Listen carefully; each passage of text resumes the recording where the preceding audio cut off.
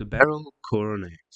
Holmes, said I as I stood one morning in our bow window looking down the street. Here's a madman coming along. It seems rather sad that his relatives should allow him to come out alone.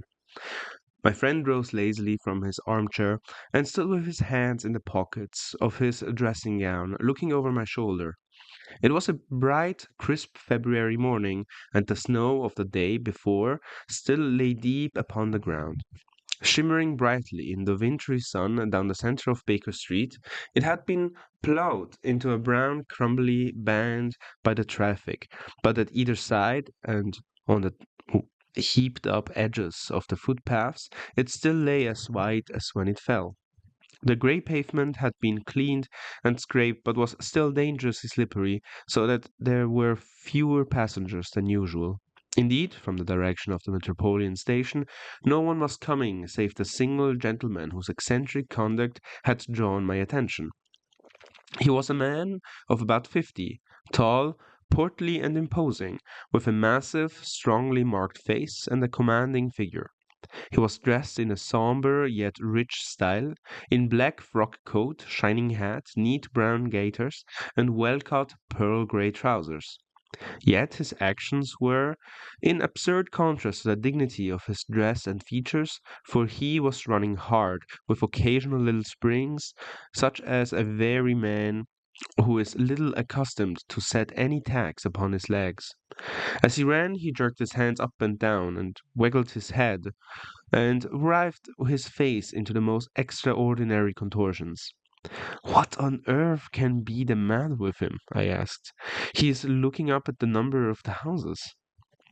"I believe that he is coming here," said Holmes, rubbing his hands. "Here?" "Yes, I rather think he is coming to consult me professionally. I think that I recognize the symptoms." "Did I not tell you?" As he spoke, the man, puffing and blowing, rushed at our door and pulled our bell until the whole house resounded with the clanging. A few moments later he was in our room, still puffing, still just gesticulating, but with so fixed a look of grief and despair in his eyes that our smiles were turned in an instant to horror and pity. For a while he could not get his words out, but swayed his body and plucked at his hair like one who has been driven to the extreme limits of his reason. Then, suddenly, springing to his feet, he beat his head against the wall with such force that we both rushed upon him and tore him away to the center of the room. Sherlock Holmes pushed him down into the easy chair, and, sitting beside him, patted his hand and chatted with him in the easy, soothing tones which he knew so well how to employ. "You have come to me to tell your story, have you not?" said he. "You are fatigued with your haste. Pray wait until you have recovered yourself, and then I shall be most happy to look into a little problem which you may submit to me." The man sat for a minute or more with a heaving chest, fighting against his emotion. Then he passed his handkerchief over his brow, set his lips tight, and turned his face towards us. "No doubt you think me mad," said he. "I see that you have had some great trouble," responded Holmes. "God knows I have. A trouble which is enough to unseat my reason. So sudden and so terrible is it. Public disgrace I might have faced, although I am a man whose character has never yet borne a stain. Private affliction also is the lot of every man, but the two coming together and in so frightful a form have been enough to shake my very soul. Besides, it is not I alone. The very noblest of the land may suffer unless some way we found out to this horrible affair." "Pray compose yourself, sir," said Holmes, "and let me have a clear account of who you are and what it is that has befallen you." "My name," answered our visitor, "is probably familiar to your ears. I am Alexander Holder, of the banking firm of Holder and Stevensons, of Threadneedle Street."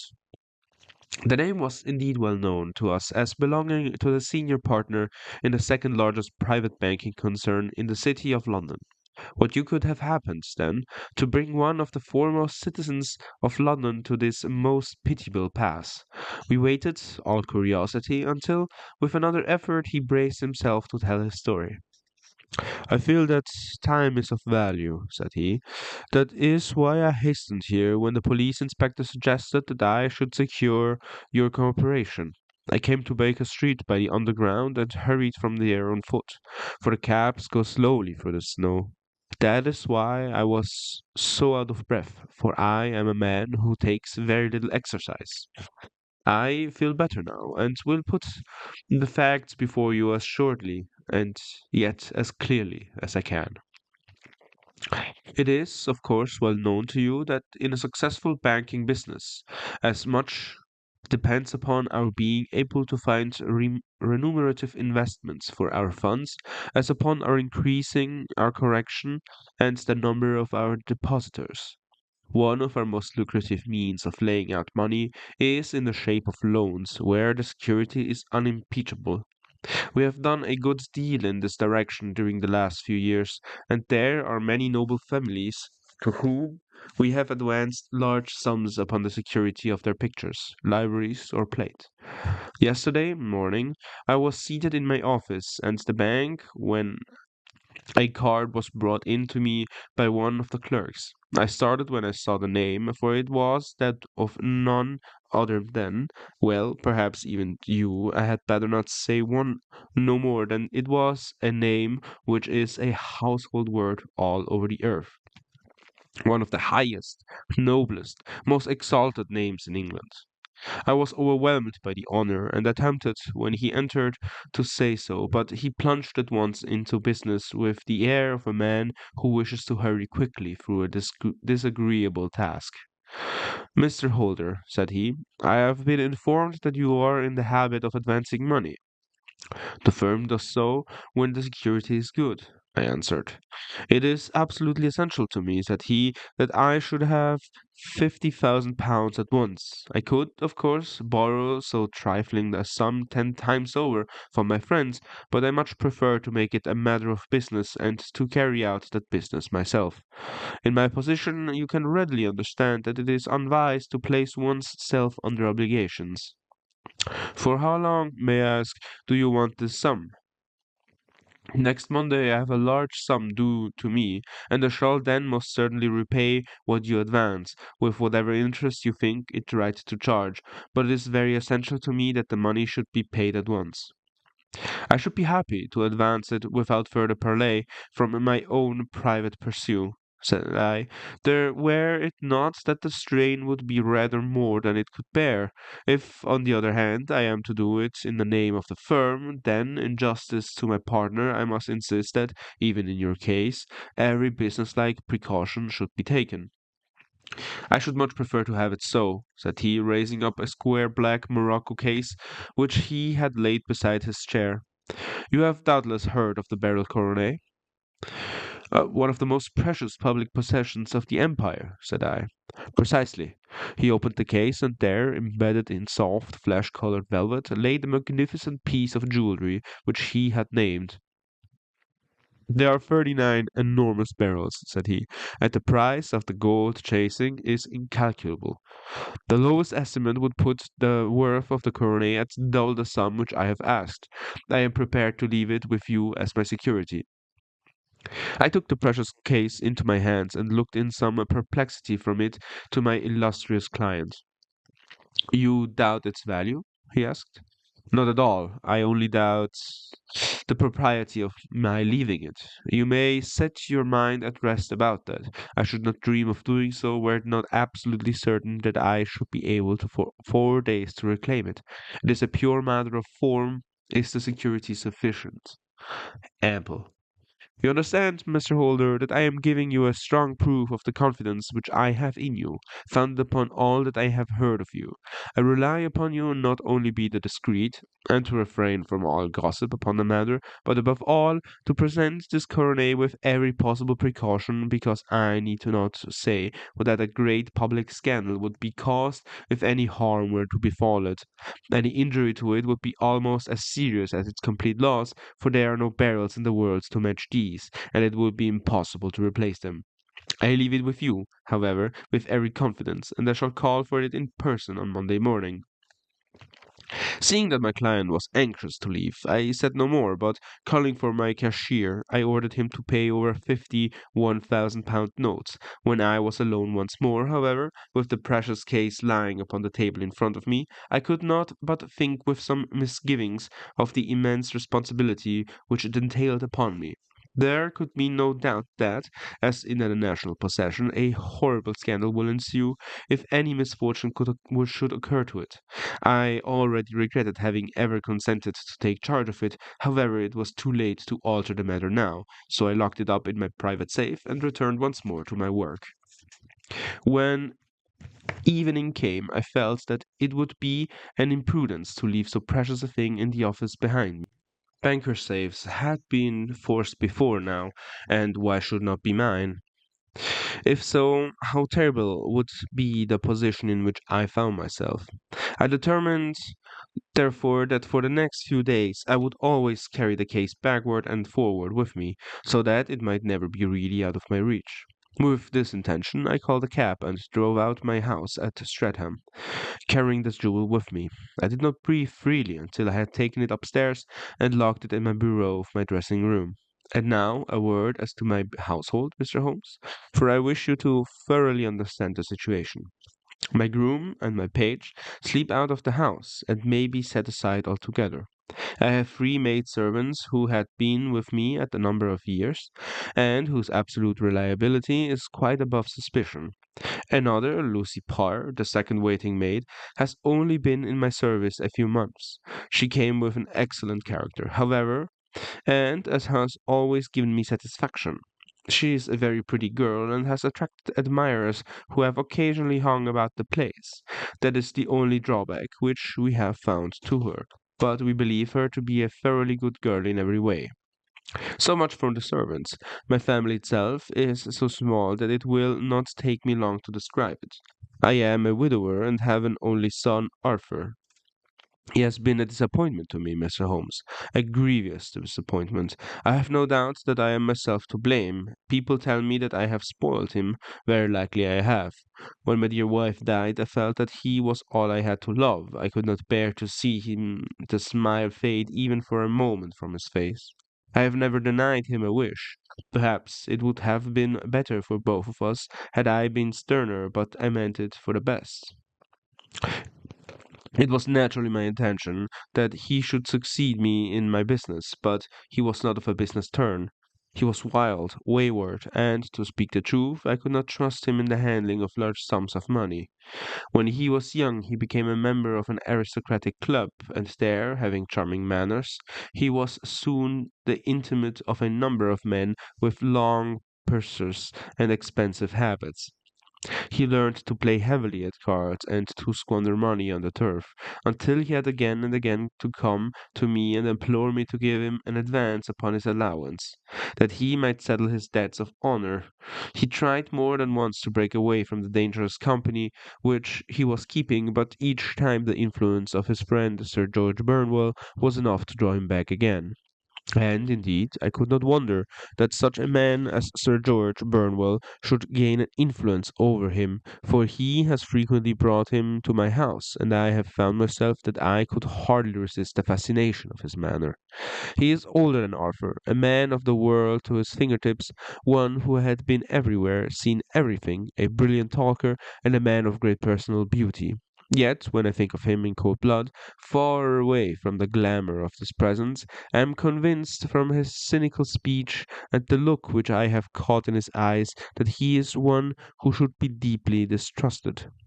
So I think, and so, too, thinks my little Mary, who has a woman's quick insight into my character. And now there is only she to be described. She is my niece, but when my brother died 5 years ago and left her alone in the world, I adopted her and have looked upon her ever since as my daughter.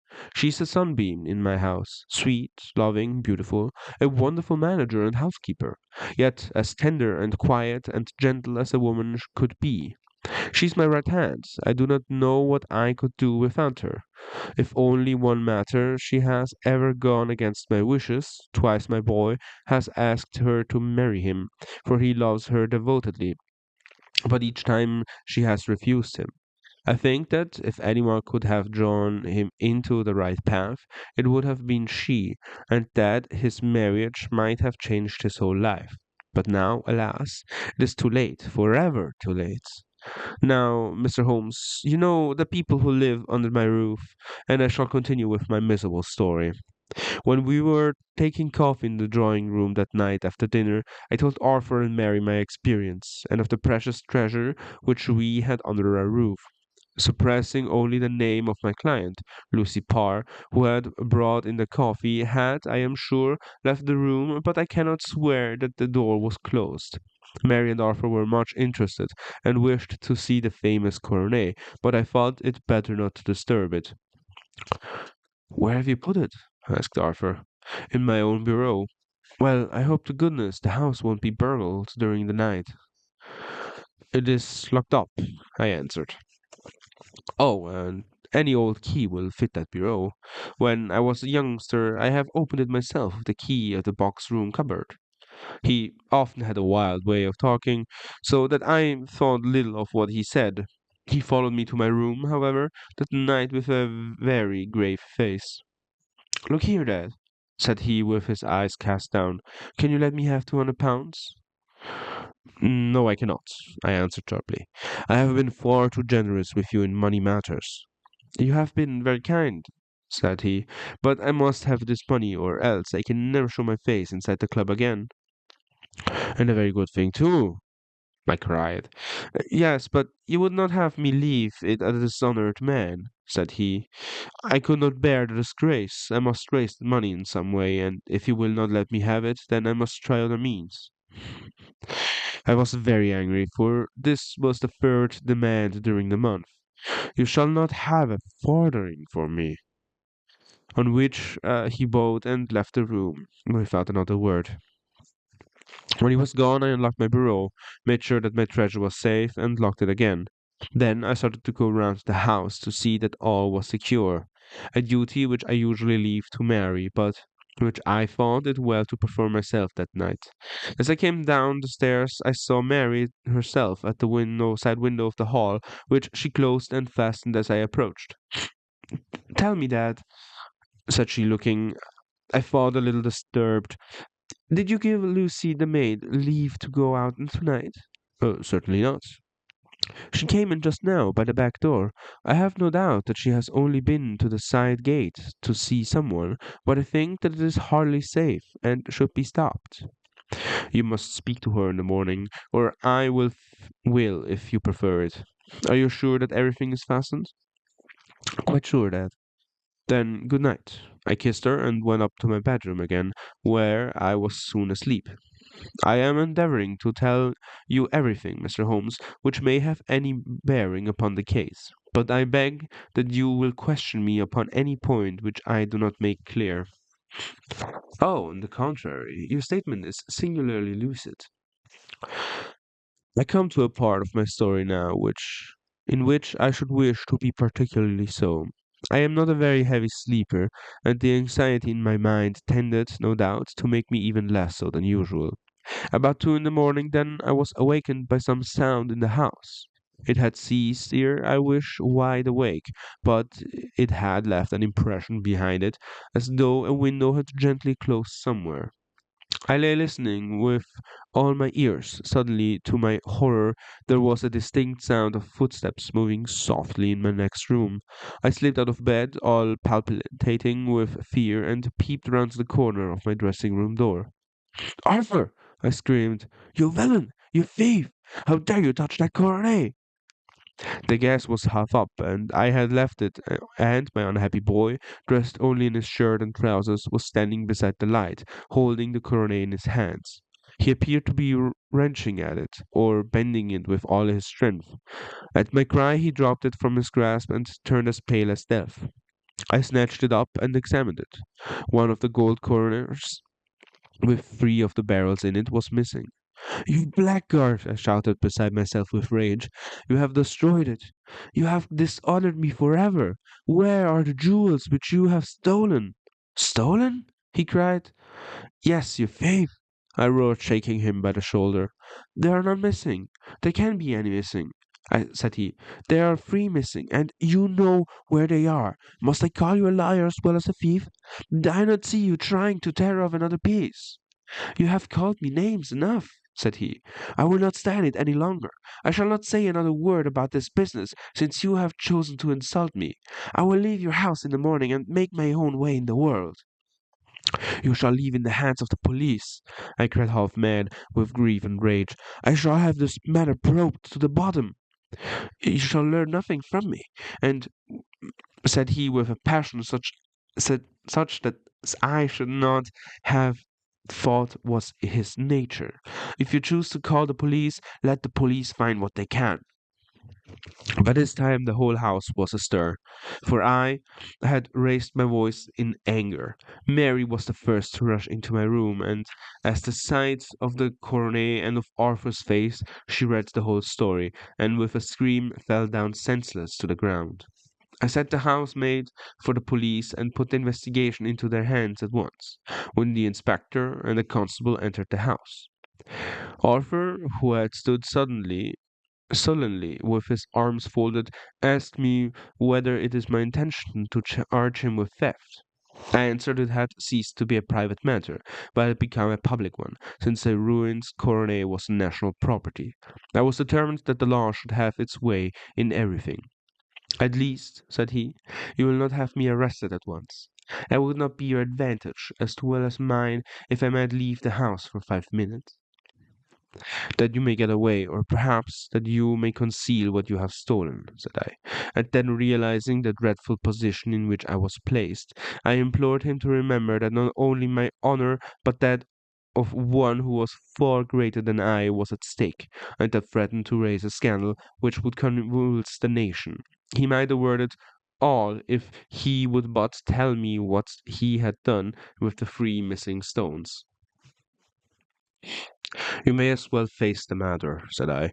You have been caught in the act, and no confession could make your guilt more heinous. If you but make such reparation as in your power, by telling us where the barrels are, all shall be forgiven and forgotten. Keep your forgiveness for those who ask for it, he answered, turning away from me with a sneer. I saw that he was too hardened for any words of mine to influence him. There was but one way for it. I called in the inspector and gave him into custody. A search was made at once, not only for his person, but of his room and of every portion of the house where he could possibly have concealed the gems, but no trace of them could be found, nor would the wretched boy, open his mouth for all our persuasions and our threats. This morning he was removed to a cell, and I, after going through all the police formalities, have hurried round to you to implore you to use your skill in unraveling the matter. The police have openly confessed that they can at present make nothing of it. You have go to any you may go to any expense which you think necessary. I have already offered the reward of £1,000. My God, what shall I do? I have lost my honor, my gems, and my son in one night. Oh, what shall I do? He put a hand on either side of his head and rocked himself to and fro, droning to himself like a child whose grief has gone beyond words. Sherlock Holmes sat silent for some few minutes, with his brows knitted and his eyes fixed upon the fire. Do you receive much company? He asked. None, save my partner with his family and an occasional friend of Arthur's. Sir George Burnwell has been several times lately. No one else, I think. Do you go out much in society? Arthur does. Mary and I stay home. We neither of us care for it. That is unusual in a young girl. She's of quite a quiet nature. Besides, she's not very young. She is 4 and 20. This matter, from what you say, seems to have been a shock to her also. Terrible. She's even more affected than I.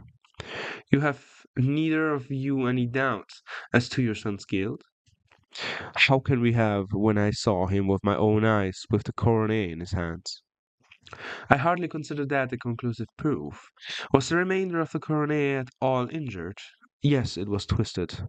Do you not think, then, that it might have been trying to straighten it? God bless you. You are doing what you can for him and for me, but it too heavy a task. What was he doing there at all? If the purpose were innocent, why did he not say so? Precisely. And if it were guilty, why did he not invent a lie? His silence appears to me to cut both ways. There are several singular points about the case. What did the police think of the noise which awoke you from your sleep? They considered that it might be caused by Offer's closing his bedroom door. A likely story. As if a man bent on felony would slam his door so as to wake a household. What did they say then of the disappearance of these gems? They are still sounding the planking and probing the furniture in the hope of finding them. Have they thought of looking outside the house? Yes, they have shown extraordinary energy. The whole garden has already been minutely examined. Now, my dear sir, said Holmes, it is not obvious to you now that this matter really strikes very much deeper than either you or the police were at first inclined to think. It appeared to you to be a simple case. To me, it seems exceedingly complex. Consider that it is involved by your theory. You suppose that your son came down from his bed, went at great risk to your dressing room, opened your bureau, took out the coronet, broke off the main force, a small portion of it, went off to some other place, concealed 3 gems out of the 39 with such skill that nobody can find them, and then returned with the other 36 into the room in which he exposed himself to the greatest danger of being discovered? I ask you now, is such a theory tenable? But what other is there? Cried the banker with a gesture of despair. If his motives were innocent, why does he not explain them? It is our task to find out. So now, if you please, Mr. Holder, we will set off to Scraven together and devote an hour to glancing a little more closely into details. My friend insisted upon my accompanying them in their expedition, which I was eager enough to do, for my curiosity and sympathy were deeply stirred by the story to which he had listened. I confess that the guilt of the banker's son appeared to me to be as obvious as it did to his unhappy father, but still I had such faith in Holmes' judgment that I felt that there must be some grounds for the hope as long as he was dissatisfied with the accepted explanation. He hardly spoke a word the whole way out to the southern suburb, but sat with his chin upon the breast and his hat drawn over his eyes, sunk in a deep thought. Our client appeared to have taken fresh heart at the little glimpse of hope which had been presented to him, and he even broke into a desultory chat with me over his business affairs. A short railway journey and a shorter walk brought us to Fairbank, the modest residence of the great financier. Fairbank was a good-sized square house of white stone, standing back a little from the road. A double-carried sweep with a sloe-clad lawn stretched down in front to 2 large iron gates, which closed the entrance. On the right side was a small wooden thicket, which led into a narrow path between 2 neat hedges stretching from the road to the kitchen door, and forming the tradesman's entrance. On the left ran a lane which led to the stables, and was not itself within the grounds at all, being a public, though little used, thoroughfare. Holmes left us standing at the door, and walked slowly all round the house, across the front, down the tradesman's path, and so round by the gardens behind into the stable lane. So long was he that Mr. Holder and I went into the dining room, and waited by the fire until I should return. We were sitting there in silence when the door opened and the young lady came in. She was rather above the middle height, slim, with dark hair and eyes which seemed to darker again the absolute pallor of her skin. I do not think that I have ever seen such deadly paleness in a woman's face. Her lips, too, were bloodless, but her eyes were flushed with crying. As she swept silently into the room, she impressed me with a greater sense of grief than the banker had done in the morning. And it was the more striking in her as she was evidently a woman of strong character, with immense capacity for self-restraint. Disregarding my presence, she went straight to her uncle and passed her hand over his head with a sweet, womanly caress. "You have given orders that Arthur should be liberated, have you not, Dad?" she asked. No, no, my girl, the matter must be probed to the bottom. But I am sure that he is innocent. You know that woman's instincts are. I know that he has done no harm, and that you will be sorry for having acted so harshly. Why is he silent then, if he is innocent? Who knows? Perhaps he was so angry that you should suspect him. Hmm, how could I help suspecting him when I actually saw him with the coronet in his hand? Oh, but he has only picked it up to look at it. Oh, do take my word for it that he is innocent. Let the matter drop and say no more. It is so dreadful to think of our dear Arthur in prison. I shall never it drop until the gems are found. Never, Mary, never. Your affection for Arthur blinds you as to the awful consequences to me.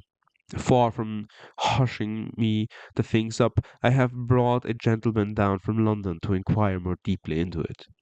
This gentleman? She asked, facing round to me. No, his friend. He wished us to leave him alone. He's round the stable lane now. The stable lane? She raised her dark eyebrows. What can he hope to find there?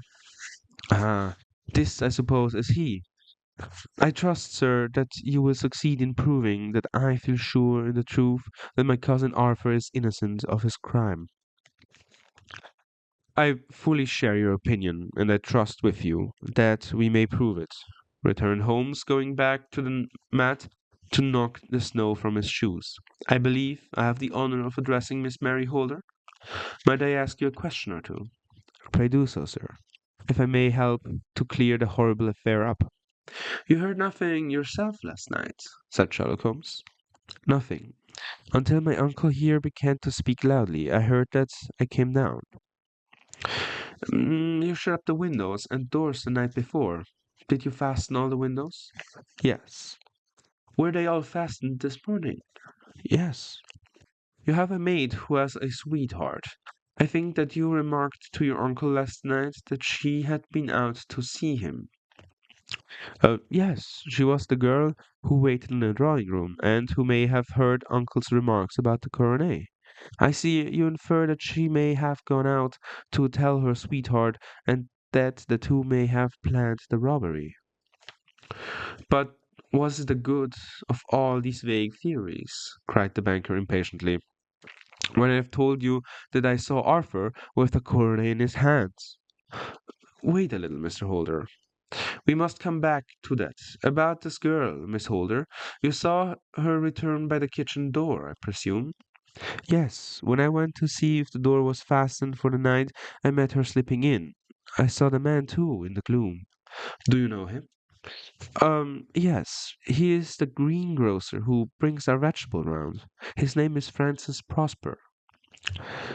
He stood, said Holmes, to the left of our door. That is to say, farther up the path than is necessary to reach the door. Yes, he did.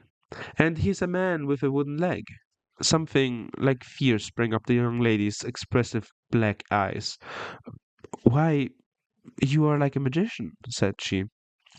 How do you know that? He smiled, but there was no answering smile in Holmes' thin, eager face. I should be very glad now to go upstairs, said he. I shall probably wish to go over the outside of the house again. Perhaps I had better take a look to the lower windows before I go up. He walked swiftly round from one to the other, pausing only at the large one which looked from the hall into the stable lane. This he opened and made a very careful examination of the sill with his powerful magnifying lens. Now we shall go upstairs, said he at last. The banker's dressing room was a plainly furnished little chamber, with a grey carpet, a large bureau, and long mirror. Holmes went to the bureau first and looked hard at the lock. Which key was used to open it? He asked. What, with my son himself, indicated that of the cupboard of the lumber room. Have you seen it here? That it is on the dressing table. Sherlock Holmes took it up and opened the bureau. It is a noiseless lock, said he. It is no wonder that it did not wake you. This case, I presume, contains the coronet. "You must have a look at it." He opened the case, and taking out the diadem, he laid it upon the table. It was a magnificent specimen of the jeweller's art, and the 36 stones were the finest that I have ever seen. At one side the coronet was a cracked edge, where a corner holding 3 gems had been torn away. "Now, Mr. Holder, here is the corner which corresponds to what which has been so unfortunately lost. Might I beg that you will break it off?" The banker recoiled in horror. "I should not dream of trying," said he. "Then I will." Holmes suddenly bent his strength upon it, but without result. "I feel it give a little," said he, "but though I am exceptionally strong in the fingers, it would take me all my time to break it. An ordinary man could not do it. Now, that you think would happen if I did break it, Mr. Holder? There would not be a noise like a pistol shot? Do you tell me that all has happened within a few yards of your bed, and that you heard nothing of it?" "I do not know what to think. It is all dark to me. But perhaps it may grow lighter as we go. What do you think, Miss Holder?" I confess that I still share my uncle's perplexity. "Your son had no shoes or slippers on when you saw him." "He had nothing on save only his trousers and shirt." "Thank you. We may certainly be in a favored with extraordinary luck during this inquiry, and it will be entirely our own fault if we do not succeed in clearing the matter up. With your permission, Mr. Holder, I shall now continue my investigations outside." He went alone, at his own request, for he explained that any unnecessary footmarks might make his task more difficult. For an hour or more he was at work, returning at last with his feet heavy with snow and his features as inscrutable as ever. "I think that I have seen now all that is there to see, Mr. Holder. I can serve you best by returning to my rooms." "But the gems, Mr. Holmes, where are they?" "I cannot tell." The banker wrung his hands. "I shall never see them again," he cried, "and my son, you give me hopes." "My opinion is in no way altered." "Then, for God's sake, what was this dark business in which has acted in my house last night?" "If you can call upon me at Baker Street rooms tomorrow morning between 9 and 10, I shall be happy to do what I can to make it clearer. I understand that you give me a carte blanche to act for you, provided only that I get back at the gems, and that you place no limits on the sum I may draw." "I would give you my fortune to have them back." "Very good.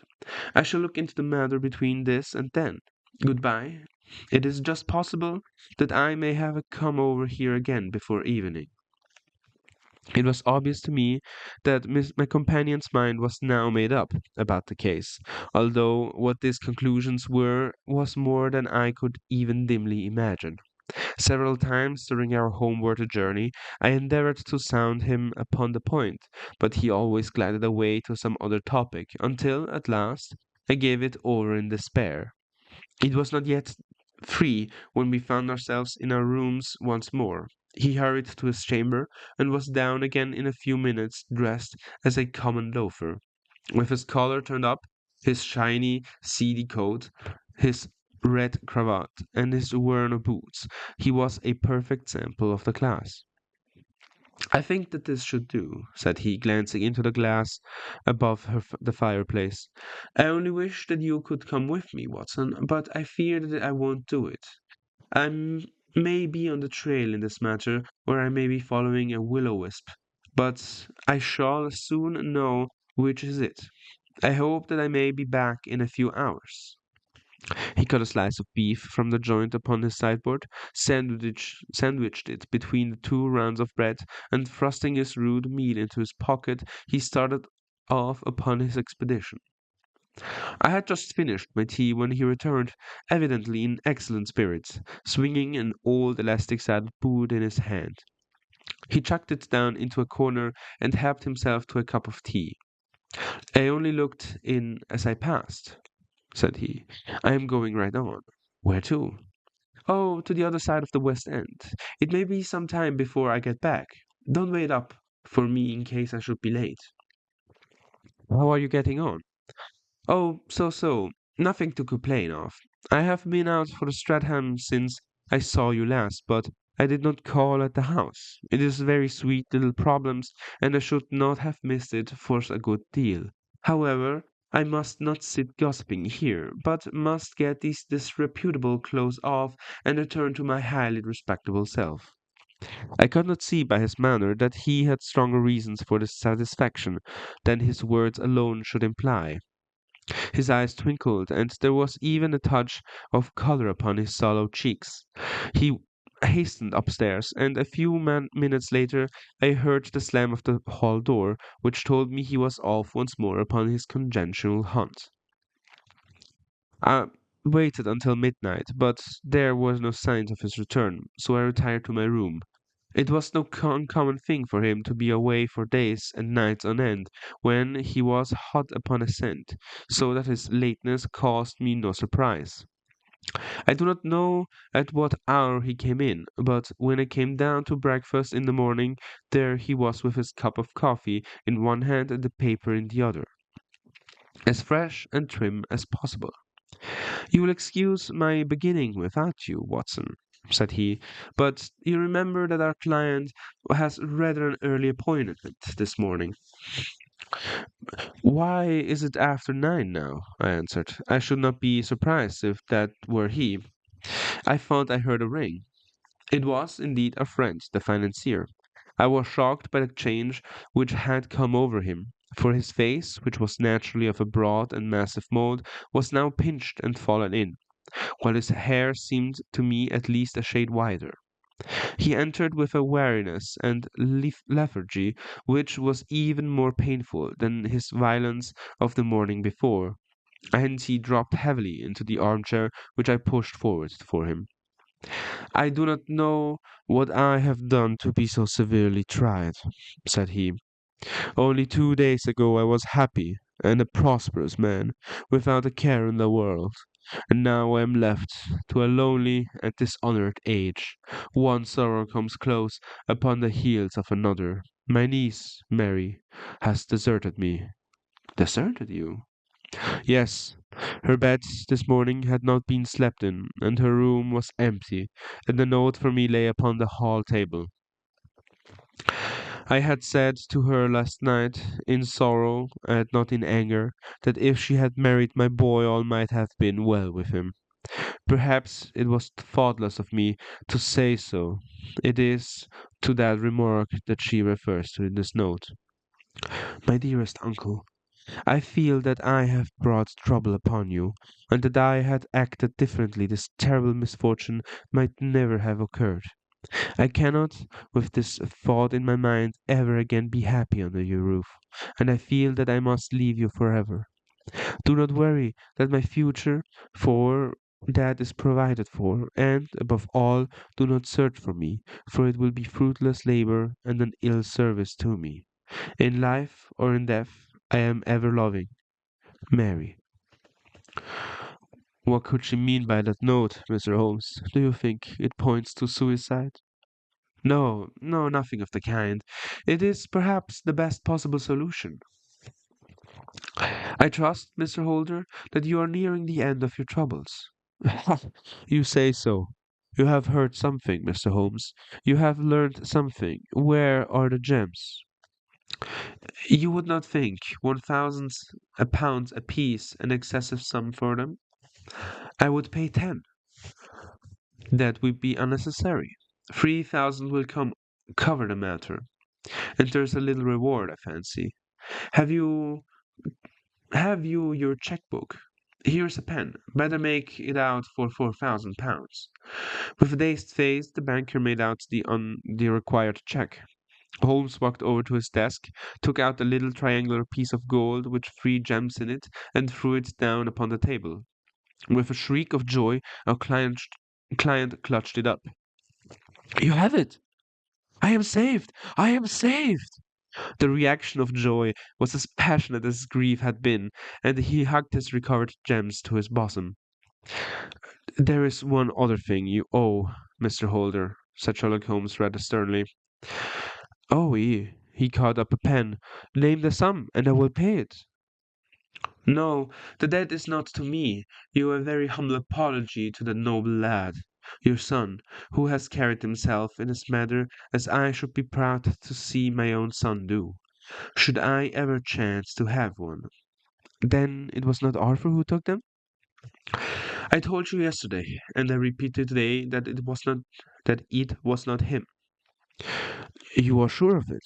Then let us hurry to him at once to let him know that the truth is known.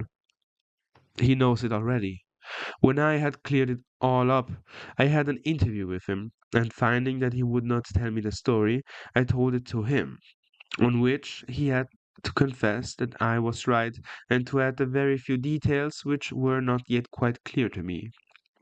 Your news of this morning, however, may open his lips. For heaven's sake, tell me then, what is this extraordinary mystery? I will do so, and I will show you the steps by which I reached it. And let me say to you first that which it is hardest for me to say for you to hear. There has been an understanding between Sir George Burnwell and your niece Mary. They have now fled together. My Mary? Impossible. It is unfortunately more than possible. It is certain. Neither you nor your son knew the true character of this man when you admired him into your family circle. He is one of the most dangerous men in England, a ruined gambler, an absolutely desperate villain, a man without heart or conscience. Eunice knew nothing of such men. When he breathed his vows to her, and he had done to 100 before her, she flattered herself that she alone had touched his heart. The devil knows best what he said, but at least she became his tool and was in the habit of seeing him nearly every evening. I cannot, and I will not believe it, cried the banker with his ashen face. I will tell you then what occurred in your house last night. Eunice, when you had, as she thought, gone to your room, slipped down and talked to her lover through the window which leads into the stable lane. His footmarks had pressed right through the snow, so long had he stood there. She told him of the coronet. His wicked lust for gold kindled at the news, and he bent to his will. I have no doubt that she loved him, but where a woman in whom the love of a lover extinguishes all other loves, I think that she must have been one. She had hardly listened to his instructions when she saw you coming downstairs, on which she closed the window rapidly, and told you about one of the servants escaped with her wooden-legged lover, which was all perfectly true. Your boy Arthur went on the bed after his interview with you, but he slept badly on account of his uneasiness about his club debts. In the middle of the night he heard a soft tread pass his door, so he rose and, looking out, was surprised to see his cousin walking very stealthily along the passage until she disappeared into your dressing room. Petrified with astonishment, the lad slipped on some clothes and waited there in the dark to see what could come of the strange affair. Presently she emerged from the room again, and in the light of the passage lamp your son saw that she carried the precious coronet in her hands. She passed down the stairs, and he, thrilling with honor, ran along and slipped behind the curtain near your door, whence he could see what passed in the hall beneath. He saw her stealthily open the window, hand out the coronet to someone in the gloom, and then closing it once more, hurry back to her room, passing quite close to where he stood hid behind the curtain. As long as she was on the scene, he could not take any action without a horrible exposure of a woman whom he loved. But the instant that she was gone, he realized how crushing a misfortune this could be for you, and how all important it was to set it right. He rushed down just as he was in his bare feet, opened the window, sprang out the snow, and ran down the lane, where he could see a dark figure in the moonlight.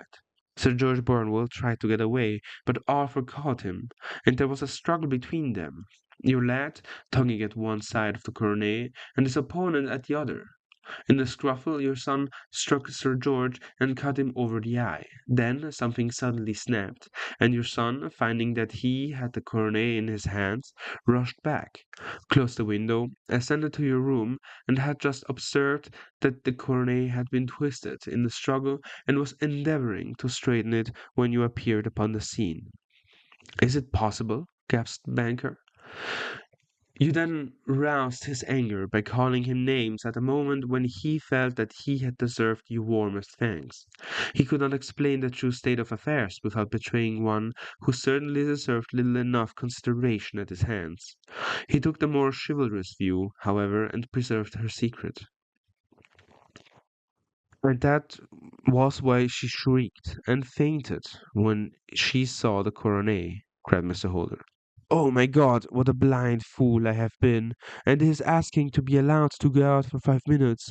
The dear fellow wanted to see if the missing piece was the scene of the struggle. How cruelly have I misjudged him! When I arrived at the house, continued Holmes, I at once went very carefully round it to observe if there were any traces in the snow which might help me. I knew that none had fallen since the evening before, and also that there had been a strong frost to preserve impressions. I passed along the tradesman's path, but I found it all trampled down and indistinguishable. Just beyond it, however, at the far side of the kitchen door, a woman had stood and talked with a man, whose round impressions on one side showed that he had a wooden leg.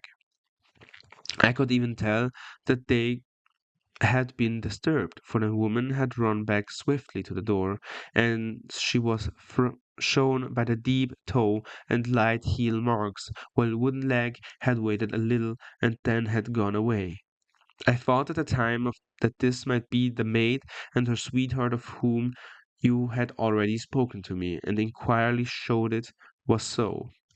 I passed round the garden without seeing anything more than random tracks which I took to be put to the police, but when I got into the stable lane, a very long and complex story was written in the snow in front of me. There was a double line in the tracks of a booted man, and the second double line which I saw with delight belonged to a man with naked feet. It was at once convinced, from what you had told me, that the latter was your son. The first had walked both ways, but the other had run swiftly, and his thread was marked in places over the pressure of the boots. It was obvious that he had passed after the other. I followed them up and found they led the hall window, where Boots had worn all the snow and away while watching. Then I talked to the other end, which has 100 yards or more down this lane. I saw where Boots had faced round, where the snow was cut up as though there had been a struggle, and finally where a few drops of blood had fallen, to show me that I was not mistaken. Boots had then run down the lane, and another little smudge of blood showed that it was he who had been hurt. When I came to the high road at the other end, I found that the pavement had been cleared, so there was an end to that clue. On entering the house, however, I examined, as you remember, the sill and framework of the hall window with my lens, and I could once see that someone had passed out. I could distinguish the outline of an intasp where the wet foot had been placed in coming in. I was beginning to be able to form an opinion as to what had occurred. A man had waited outside the window. Someone had brought the gems. The deed had been overseen by our son. He had pursued the thief, had struggled with him. They had each tugged at the coronet, their unlimited strength causing injuries which neither alone could have effected. He had returned with the prize, but had left a fragment in the grasp of his opponent. So far as I was clear, the question now was, who was the man and who was it brought him the coronet? It is an old maxim of mine that when you have excluded the impossible, what remains, however improbable, must be the truth. Now I knew that it was not you who had brought it down, so there only remained your niece and the maids. But if there were maids, why should your son allow himself to be accused in their place? There could be no possible reason. As he loved his cousin, however, there was an excellent explanation why he should retain her secret, the more so as the secret was a disgraceful one. When I remembered that you had seen her at the window, and how she had fainted on seeing the coronet again, my conjecture became a certainty. And who could it be who was her confederate? A lover, evidently, for who else could outweigh the love and gratitude which she must feel to you? I knew that you went out a little, and that your circle of friends was a very limited one, but among them was Sir George Burnwell. I had heard of him before, as being a man of evil reputation among women. It must have been he who wore those boots and retained the missing gems. Even though he knew that Arthur had discovered him, he might still flatter himself that he was safe, for the lad could not say a word without compromising his own family. Well, your own good sense will suggest the measure I took next. I went in the shape of a loafer to Sir George's house, managed to pick up an acquaintance with his valet, and learned that his master had cut his head the night before. Finally, at the expense of 6 shillings, made all sure by buying a pair of cast-off shoes, which these I journeyed down to the Streatham and saw that they exactly fitted the tracks. "I saw an ill-dressed vagabond in the lane yesterday evening," said Mr. Holder. "Precisely. It was I. I found that I had my man, so come home and changed my clothes. It was a delicate part which I had to play then, for I saw that a persecution must be avoided to avert scandal, and I knew that so astute a villain would see that our hands were tied in the matter. I went and saw him. At first, of course, he denied everything, but then I gave him very particular that had occurred. He tried to bluster and took down a life preserver from the wall. I knew my man, however, and clapped a pistol to his head before he could strike. Then he became a little more reasonable. I told him that we would give him a price for the stones he held, £1,000 apiece.